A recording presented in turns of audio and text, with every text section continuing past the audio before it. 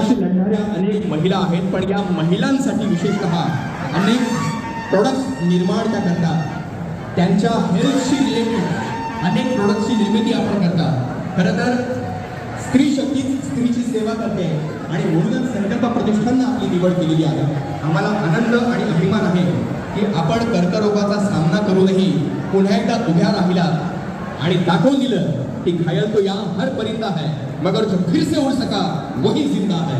आपण ही जिंदादिली अशीच दाखवत राहा. तुमच्या हातून अनेक महिलांची सेवा तुमच्या प्रोडक्ट्सच्या माध्यमातून अशीच घडत राहो याच सदिच्छेसह मी मनाली दीक्षित मॅडम आपल्याला विनंती करेन की आपण आपल्या शुभ हस्ते आजचा नवदुर्गा सन्मान पुरस्कार प्रिया संदेशकर यांना